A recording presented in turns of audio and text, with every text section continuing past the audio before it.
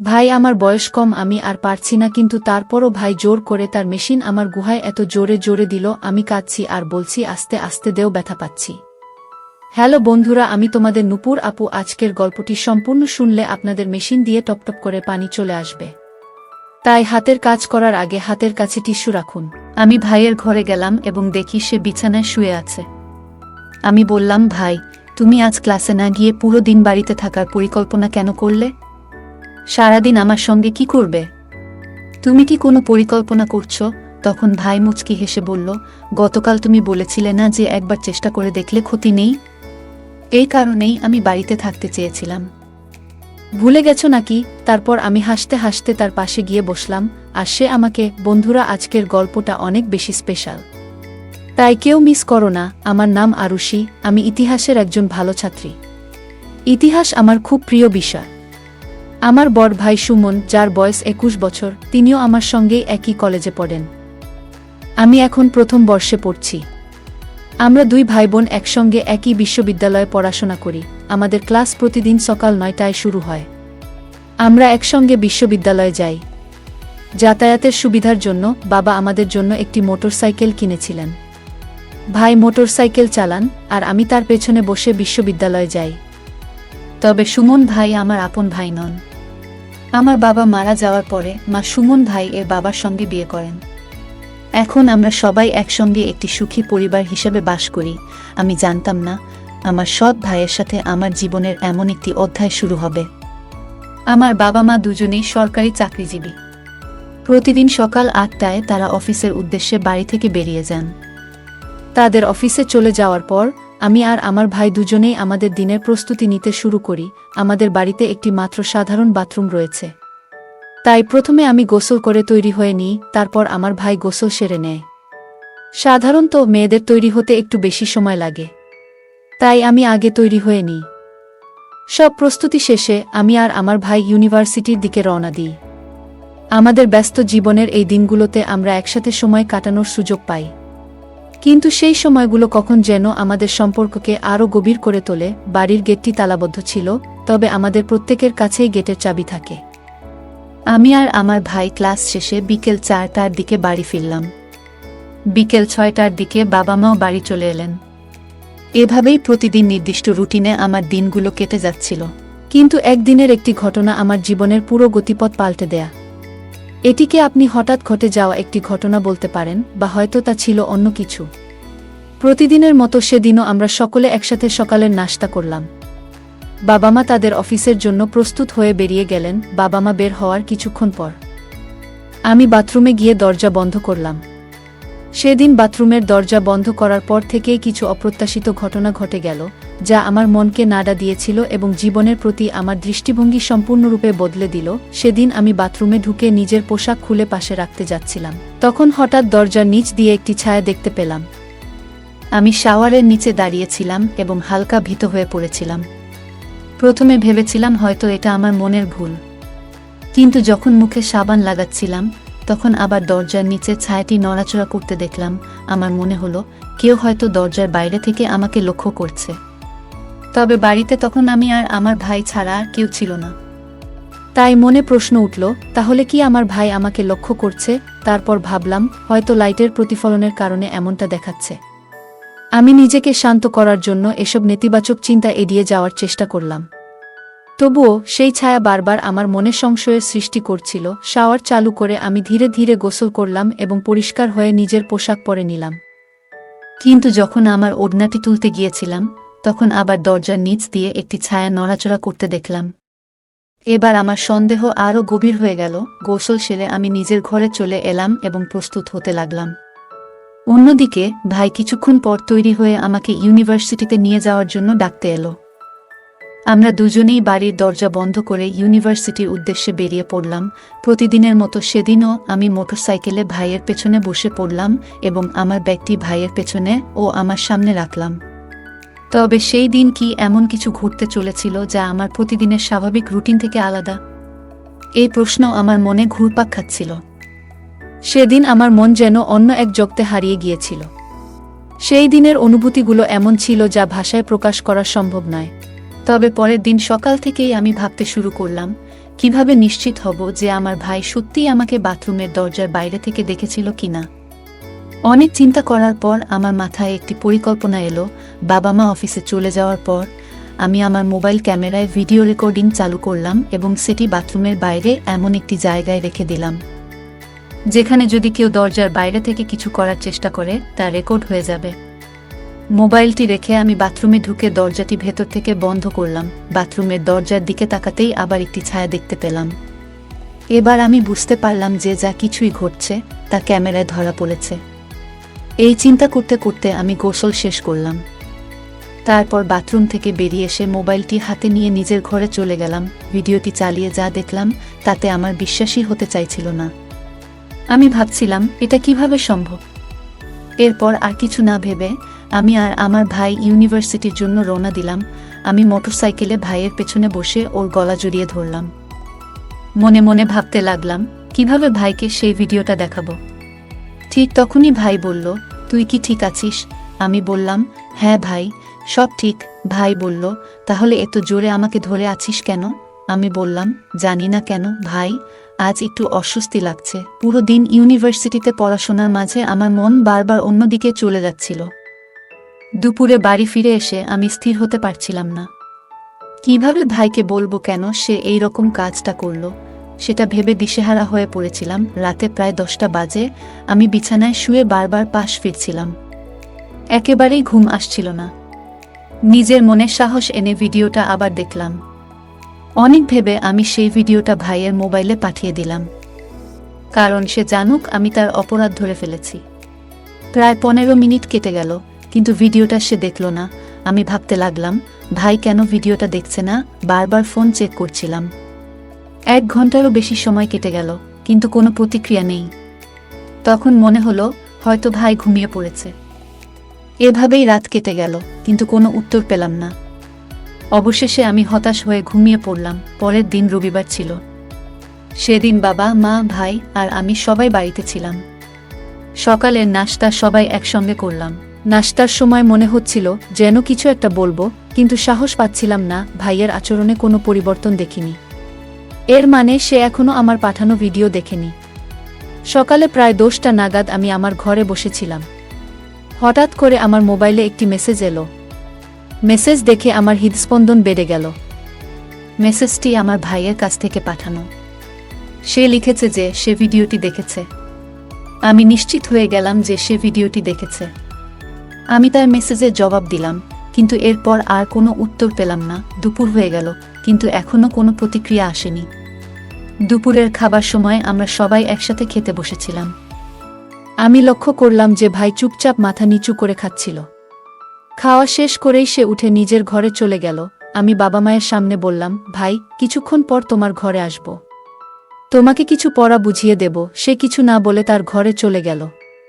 খাওয়া শেষ করে মা আর আমি টেবিল গুছিয়ে নিলাম।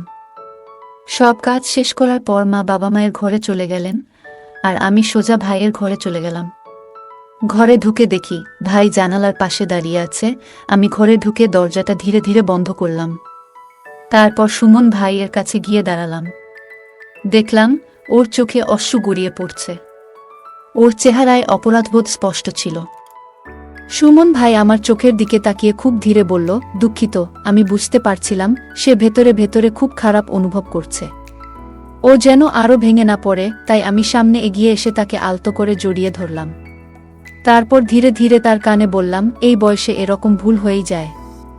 এতে দুঃখ পাওয়ার কিছু নেই। আর আমরা তো সৎ ভাই বোন, তাই এটা নিয়ে বেশি ভাবারও দরকার নেই। আমার কথা শুনে সুমন ভাই হতবাক হয়ে আমার দিকে তাকালো। সে বলল, কিন্তু আমরা তো ভাই বোন, তাই না? আমাদের উচিত সম্পর্কের মর্যাদা রক্ষা করা। এই সীমারেখা পেরোনো ঠিক হবে না। তাকে আরও স্বাভাবিক করার জন্য আমি মৃদু হেসে বললাম, আচ্ছা ঠিক আছে, গুরুজনের মতো উপদেশ দাও। আর কিন্তু চিন্তা করো না, আমি জানি তুমি ভুল বুঝতে পেরেছ। আমি বললাম, ওহ, এখন বড় বড় নীতির কথা মনে পড়ছে। তখন তো এসব মনে পড়েনি। যখন আমাকে গোসল করতে দেখছিলে, তখন কোথায় ছিল তোমার এই নীতি? তারপর আমি মৃদু হাসি দিয়ে বললাম, এগুলো নিয়ে ভাবো না ভাই। তুমি সবসময় আমার বড় ভাই থাকবে, আর আমি তোমার সেই আদরের ছোট বোন। এরপর এক চোখ টিপে মজা করে বললাম, তবে ভাই, একবার চেষ্টা করে দেখলে ক্ষতি কি? আমি কাল সন্ধ্যায় তোমার অপেক্ষায় থাকব। এই কথাটা আমি হেসে বললাম এবং তারপর তার ঘর থেকে বেরিয়ে এলাম। সে হতবাক হয়ে আমার দিকে তাকিয়ে রইল। সেই রাতে আমরা সবাই একসঙ্গে খাবার টেবিলে বসেছিলাম। খাওয়ার সময় আমার ভাই বলল, কাল ইউনিভার্সিটিতে নাকি একটা ছোটখাটো খেলার আয়োজন হচ্ছে, তাই আমি কাল ইউনিভার্সিটিতে যাব না। মা বললেন, তাহলে আরুষিও যাওয়ার দরকার নেই। বাবা বললেন, সুমন, তুমি কি খেলাধুলায় আগ্রহী নও? ভাই উত্তর দিল, জি বাবা, আমি ব্যাটবল খেলায় আগ্রহী, কিন্তু এখানে সেটা হচ্ছে না। এখানে কিছু নতুন খেলোয়াড় এসেছে যারা ছোট ছোট স্কুল থেকে এসে ইউনিভার্সিটিতে প্র্যাকটিস করছে। বাবা বললেন, ঠিক আছে, তাহলে কাল তোমরা দুজনেই বাড়িতে থাকবে। আমি ভাইয়ের দিকে তাকিয়ে এক গোপন হাসি দিলাম। পরের দিন সকালে বাবা আর মা অফিসে চলে গেলেন। এরপর আমি সুমন ভাইজের ঘরে গেলাম এবং দেখি সে বিছানায় শুয়ে আছে। আমি বললাম, ভাই, তুমি আজ ক্লাসে না গিয়ে পুরো দিন বাড়িতে থাকার পরিকল্পনা কেন করলে? সারাদিন আমার সঙ্গে কি করবে? তুমি কি কোনো পরিকল্পনা করছো? তখন সুমন ভাই মুচকি হেসে বলল, গতকাল তুমি বলেছিলে না যে একবার চেষ্টা করে দেখলে ক্ষতি নেই? এই কারণেই আমি বাড়িতে থাকতে চেয়েছিলাম। ভুলে গেছো নাকি? আমি হাসতে হাসতে বললাম, বাহ ভাই, তুমি তো বেশ চালাক। তোকাল বড় বড় নীতির কথা বলছিলে, আর আজ এমনভাবে কথা বলছো যেন সব ভুলে গেছো। আমি মজা করে তাকে খোঁচা দিতে লাগলাম। আমার কথা শুনে সে হেসে উঠে দৌড়ে আমার পেছনে এলো। আমাকে ধরার জন্য ছুটতে লাগলো। আরুষি বলল, তুমি একদম ঠিকই বলেছ ভাই, আমাদের সম্পর্কটা এমন নয় যে এতে কোনো সীমা আছে। একবার চেষ্টা করলেই বা ক্ষতি কি? সুমন ভাই হালকা হাসি দিয়ে বলল, ঠিকই বলেছ। চলো আজ একটা নতুন অধ্যায় শুরু করি। এরপর আরুষি এবং সুমন ভাইয়ের কথোপকথন একটু গভীর হয়ে গেল। আরুষি কিছুটা সংকোচ অনুভব করছিল, কিন্তু তার মনে একটা অদ্ভুত আকর্ষণ তৈরি হচ্ছিল।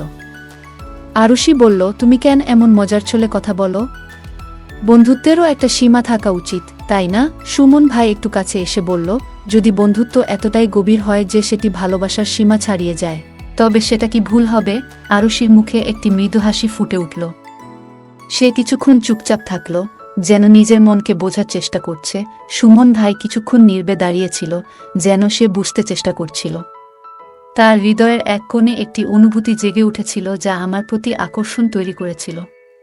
তবে নিজেকে থামিয়ে বললাম, না ভাই, এটা সম্ভব নয়। এটা সঠিক হবে না। সুমন ভাই গভীর দৃষ্টিতে তাকিয়েছিল। সেই দৃষ্টির মধ্যে কি যেন এক অনুচ্চারিত কথা ছিল, যেন সে আমার সব অনুভূতি বুঝে ফেলেছে। আমি নিজের হাত দুটো মুষ্টিবদ্ধ করে শক্ত করে ধরলাম, যেন সাহস যোগায়। তারপর বললাম, আমি কখনো এমন অনুভব করিনি। তোমার সঙ্গে থাকলে মনে হয় আমি সঠিক পথে আছি। আমার কণ্ঠ কাঁপছিল। প্রতিটি শব্দ যেন নিজের ভেতর থেকে টেনে বের করতে হচ্ছিল। যদি তুমি মনে করো আমি ভুল করছি, তবে আমি তোমার সব কথা মেনে নেব। আমি এক মুহূর্ত থামলাম, তারপর প্রশ্নটা করেই ফেললাম, শুধু বলো, তোমার মনে আমার জন্য কি আছে? সুমন ভাই কিছুক্ষণ চুপ করে রইল, যেন শব্দগুলো গুছিয়ে নেওয়ার চেষ্টা করছে। তার চোখে এক ধরনের গভীর মমতা ছিল, কিন্তু সঙ্গে একটা দ্বিধাও। তুই এটা বলছিস জানিস? আমি কখনো ভাবিনি তুই এমন কিছু বলবি, সে বলল, তার কণ্ঠে একটা অচেনা আবেগ। আমার বুক ধক করে উঠল। তুই জানিস না তোকে নিয়ে আমার চিন্তাগুলো কতখানি গভীর। আমি চাই তুই সব সময় হাসি খুশি থাকিস। কিন্তু সে থেমে গেল। আমি ধীরে ধীরে বললাম, কিন্তু কি ভাই? সে এক দীর্ঘ শ্বাস নিয়ে বলল, আমি চাইনি তুই আমার উপর নির্ভর করিস, কারণ তুই নিজেই নিজের পথ তৈরি করতে পারিস। কিন্তু তুই যদি বলিস যে আমি তোর জন্য কিছু, তাহলে। তার কণ্ঠ আটকে গেল। এই প্রথমবার আমি তার ভেতরে দ্বিধা ও ভালোবাসার টানাপোড়েন অনুভব করলাম। যেন আমরা দুজনেই বুঝে গেছি এই সম্পর্কটা শুধুমাত্র কথায় ব্যাখ্যা করার নয়, এটা অনুভবের। সুমন ভাইয়ের চোখে জল চলে এলো। সে ধীরে ধীরে বলল, তোমাকে ছাড়া আমিও অসম্পূর্ণ, কিন্তু আমার ভয় হচ্ছে এই পথে হাঁটলে আমাদের জীবনে বড় পরিবর্তন আসবে। ভাইয়ের হাত ধরে বললাম, পরিবর্তনকে ভয় পেও না। যদি আমাদের সম্পর্ক সত্যি হয়, তবে এই পরিবর্তন আমাদের জন্য নতুন সম্ভাবনা নিয়ে আসবে। আমি তোমাকে কখনো কষ্ট দেব না, এই কথা দিলাম। সুমন ভাই মৃদু হাসি দিয়ে আমার দিকে তাকালো। বলল, তাহলে তুমি সত্যিই আমাদের সম্পর্কে এতটা গুরুত্ব দাও? তাদের চোখের ভাষা সবকিছু বলে দিচ্ছিল, যা শব্দের চেয়েও গভীর ছিল। অবশেষে তারা নিজেদের অনুভূতিকে গ্রহণ করল এবং একে অপরকে জড়িয়ে ধরল। তাদের সম্পর্ক আর বন্ধুত্বের সীমায় আটকে থাকল না, বরং নতুন এক অধ্যায়ের সূচনা করল। এটি ছিল এক নতুন অধ্যায়ের সূচনা, যেখানে ভালোবাসা আর বিশ্বাস ছিল তাদের পথপ্রদর্শক। সুমন ভাই আর আরুষির জীবনে এক নতুন মোড় এলো। তাদের বন্ধুত্ব ধীরে ধীরে গভীর ভালোবাসায় রূপ নিল। তবে এই সম্পর্ক ছিল তাদের নিজস্ব একটি গোপন অধ্যায়, যা তারা বাইরের পৃথিবীর চোখ থেকে লুকিয়ে রাখতে চেয়েছিল। পরের দিন সকালে আরুষি কিছুটা চিন্তিত মনে হচ্ছিল। সুমন তাকে দেখেই জিজ্ঞাসা করল, কি হলো? তুমি কি কিছু নিয়ে উদ্বিগ্ন? আরুষি মাথা নিচু করে বলল, ভাই, সবকিছু এত তাড়াতাড়ি হয়ে গেল যে আমি বুঝতে পারছি না সামনে কি হবে। সমাজ, পরিবার, তারা কখনো আমাদের এই সম্পর্ককে মেনে নেবে না। সুমন ভাই ধীরে ধীরে তার কাছে এসে বলল, আরুষি, যখন আমাদের ভালোবাসা সত্যিকারের, তখন আমাদের কারো অনুমতির প্রয়োজন নেই। আমরা একসঙ্গে আছি, এটাই সবকিছু। আরুষি তার কথা শুনে একটু আশ্বস্ত হল। সে গভীরভাবে সুমনের চোখে তাকিয়ে দেখল এবং বুঝতে পারল যে তার ভালোবাসার শক্তি তাদের সব বাধা অতিক্রম করতে সাহায্য করবে। ভয় পাওয়ার কিছু নেই। তবে যদি তুমি চাও, আমরা আমাদের সম্পর্কের কথা গোপন রাখতে পারি যতক্ষণ না সঠিক সময় আসে। সুমন ভাই ধীরে ধীরে বলল। আরুষি তার দিকে তাকিয়ে বলল, আমি শুধু চাই আমরা যেন একে অপরকে বুঝি এবং সবসময় পাশে থাকি। যদি আমাদের মধ্যে বিশ্বাস থাকে, তাহলে আমরা সব বাধা পার করতে পারব। কয়েকদিন সবকিছু ভালোভাবেই চলছিল। তারা সিদ্ধান্ত নিয়েছিল যে তাদের সম্পর্ক তাদের পড়াশোনা এবং ক্যারিয়ারের উপর প্রভাব ফেলতে দেবে না। কিন্তু ভালোবাসা এমন একটি অনুভূতি যা চেপে রাখা কঠিন। একদিন কলেজের ক্যান্টিনে আরুষি এবং সুমন চুপি চুপি কথা বলছিল। তখন তাদের ক্লাসমেট রিমা বিষয়টি দেখে ফেলে। সে হেসে বলল, এই কি চলছে তোমাদের মধ্যে? আরুষি আর সুমন মুহূর্তের জন্য চুপ হয়ে গেল। রিমার হাসির মধ্যেও একটা কৌতূহল লুকিয়েছিল। সুমন ভাই হালকা হাসি দিয়ে বিষয়টা অন্যদিকে ঘোরানোর চেষ্টা করল। কিন্তু রিমার মুখে যে অভিব্যক্তি ছিল, তাতে মনে হচ্ছিল যে সে আরও কিছু বলতে চায়। রিমার মনে সন্দেহ জাগে যখন সে আরুষি আর সুমনের আচরণ লক্ষ্য করে। তারা তাড়াতাড়ি বলল, কিছুই না, এমনই কথা বলছিলাম। কিন্তু রিমার মনে সন্দেহ আরও গভীর হল এবং সে তাদের কথা মনোযোগ দিয়ে শুনতে শুরু করল। সেদিন সন্ধ্যায় সুমন ভাই বাড়িতে একা ছিল। এমন সময় আরুষি তাকে ফোন করল। সুমন ভাই, তোমার সঙ্গে খুব জরুরি কথা বলতে হবে। আরুষি চিন্তিত স্বরে জিজ্ঞাসা করল, কি হয়েছে? সব ঠিক আছে তো, আরুষি বলল। তুমি একবার ছাদে চলে এসো। সুমন ভাই ছাদে গিয়ে দেখে আরুষি আগেই সেখানে অপেক্ষা করছে। তার হাতে একটি লাল গোলাপ। সুমন ভাইকে দেখে আরুষি বলল, আমি আর লুকিয়ে রাখতে পারছি না। ভাই, আমি তোমাকে ছাড়া আর এক মুহূর্তও থাকতে পারি না। আমি চাই সবাই জানুক যে আমি তোমাকে ভালোবাসি। ভাই হতভম্ব হয়ে গেল। কিছুক্ষণ চুপ থেকে বলল, কিন্তু আরুষি, তুমি বুঝতে পারছো এর মানে কি? পরিবার, বন্ধু, সমাজ, সবাই আমাদের নিয়ে প্রশ্ন তুলবে। আরুষি তার চোখে তাকিয়ে বলল, আমার কিছু যায় আসে না। আমি শুধু তোমাকে পাশে চাই। তুমি থাকলে আমি সব চ্যালেঞ্জের মোকাবিলা করতে পারবো। ভাইয়ের চোখ ভিজে গেল। সে আরুষির হাত থেকে গোলাপটি নিল এবং মৃদু হেসে বলল, যদি তোমার ভালোবাসা এতটাই দি হয়, তবে আমিও সব বাধা পার করার সাহস পাব। আমরা সব কিছুর সম্মুখীন হতে প্রস্তুত, তবে আমাদের এগোতে হবে সতর্কতার সঙ্গে। সুমন ভাই বলল। আরুষি মৃদু হেসে তার কথা মেনে নিল। তার হাসির মধ্যে যেন এক ধরনের আশ্রয় ছিল, এক ধরনের মমতার সুর। সে চোখ তুলে তাকাল, যেন তার চোখ দিয়ে বলছে, আমি তোমার উপর বিশ্বাস করি। তারা একে অপরকে জড়িয়ে ধরল। সেই আলিঙ্গন ছিল নীরব, অথচ এত গভীর যে হাজার শব্দেও তা বোঝানো যাবে না। এটি ছিল তাদের সম্পর্কের আরেকটি পদক্ষেপ, একটি অদৃশ্য প্রতিজ্ঞা, যেখানে দুজনেই একে অপরকে বলছিল, যাই হোক না কেন, আমরা একসাথে থাকব। তাদের ভালোবাসা এখন আর শুধু একটি গোপন বিষয় ছিল না। এটি হয়ে উঠল এমন একটি অনুভূতি যা প্রতিটি বাধাকে জয় করার সাহস যোগায়। আরুষি অনুভব করল, তার ভালোবাসা তাকে দুর্বল নয়, বরং শক্তিশালী করে তুলেছে। সে জানে তারা একসাথে থাকলে কোনো বাধাই তাদের থামাতে পারবে না। ওই মুহূর্তে যেন পুরো পৃথিবী থেমে গিয়েছিল। কেবল ছিল তাদের নিঃশ্বাসের শব্দ আর একে অপরের উপস্থিতির উষ্ণতা। তাদের ভালোবাসা যেন বাতাসে মিশে এক অদ্ভুত ছন্দ তৈরি করেছিল, একটি ছন্দ যা তাদের জীবনকে নতুন করে বেঁধে দিয়েছে। বন্ধুরা, এই গল্পটি আপনাদের কেমন লাগলো? যদি এই গল্পটি ভালো লেগে থাকে, তাহলে দয়া করে ভিডিওটি লাইক করুন এবং আমাদের চ্যানেলটি সাবস্ক্রাইব করুন। পাশে থাকা বেল আইকনটি প্রেস করুন, যাতে করে আমরা যখনই নতুন ভিডিও আপলোড করি তার নোটিফিকেশন সবার আগে আপনার কাছে পৌঁছে যায়। ধন্যবাদ, দেখা হবে আমাদের পরবর্তী ভিডিওতে।